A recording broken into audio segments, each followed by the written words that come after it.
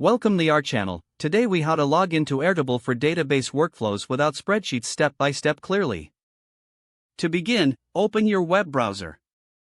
In the address bar, type www.airtable.com and press enter. Once the Airtable homepage loads, locate the login button in the top right corner. Click on the login button. You will be directed to the login page. Here, you have the option to sign in using your email, Google account, or Apple account. If you choose to log in with your email, enter your email address in the designated field. Next, click on the Continue button. You will then receive a prompt to enter your password. Type in your password and click on the Login button. If you opted to log in with Google or Apple, follow the prompts to authenticate your account. Once logged in, you will be taken to your Airtable dashboard. Here, you can view existing bases or create a new one.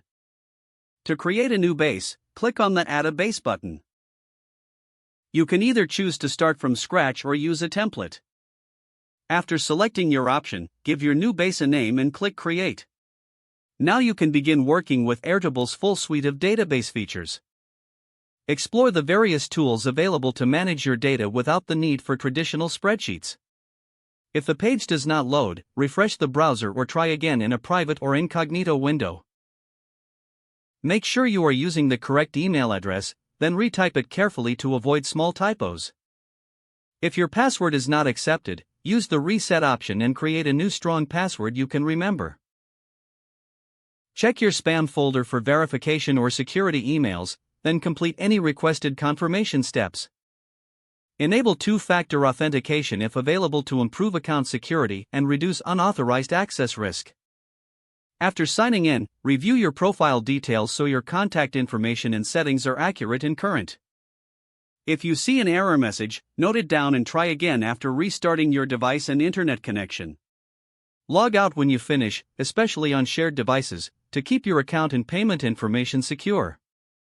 If the page does not load, refresh the browser or try again in a private or incognito window. Make sure you are using the correct email address, then retype it carefully to avoid small typos. If your password is not accepted, use the reset option and create a new strong password you can remember.